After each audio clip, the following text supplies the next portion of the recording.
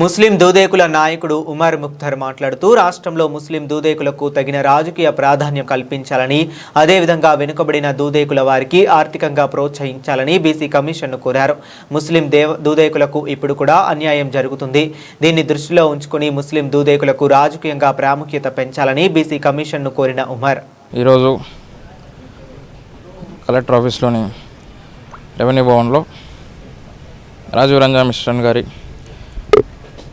Dedicated commission ఇచ్చేయడం జరిగింది.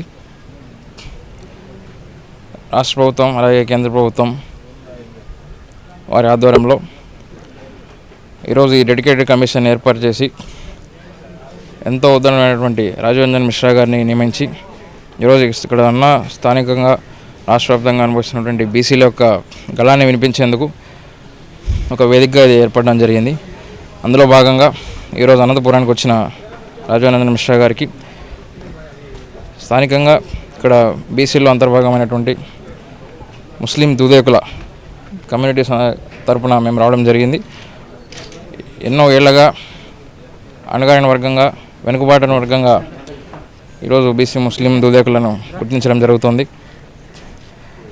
ఇందులో జనాభా విషయం అయితేనేమి, అలాగే కుల ప్రాతిపదికన అయితేనేమి, ఇస్లాంతో కలవడైతేనేమి, ఇలాంటి విషయాల్లో ముస్లిం దూదేకులకు జరుగుతున్న అన్యాయాన్ని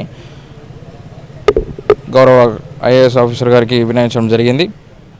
ఖచ్చితంగా ఈ కమిషన్ న్యాయం చేస్తుందని, ప్రభుత్వాలకు మా కష్టాలను కూడా తెలియజేస్తుందని సందర్భంగా కోరుకుంటూ, ఖచ్చితంగా అసలు సిసలైన జనాభాని కులగణన చేస్తూ వచ్చే సెన్సస్తో పాటు మా కులగణన కూడా జరిగి ఒరిజినల్గా ఉన్న 20 లక్షల పైగా ఉన్న రెండు రాష్ట్రాల్లో కానీ మన రాష్ట్రంలో ఒరిజినల్గా 20 లక్షల పైగా ఉన్నటువంటి దూదేకుల్ని జనాభా గుర్తిస్తూ, అలాగే ఎడ్యుకేషన్ రిజర్వేషన్లు అయితేనేమి, రాజకీయ రిజర్వేషన్లు అయితేనేమి, తద్వారా రాజకీయ ప్రాధాన్యత కూడా లభిస్తుందని, ఈ కమిషన్ ద్వారా న్యాయం జరుగుతుందని కూడా కోరుకుంటూ ఈరోజు సంఘ సభ్యులు, జిల్లా నాయకులు అందరూ కూడా వచ్చి ఇక్కడ సమర్పించడం జరిగింది. న్యాయం జరుగుతుందని ఆశిస్తున్నాం.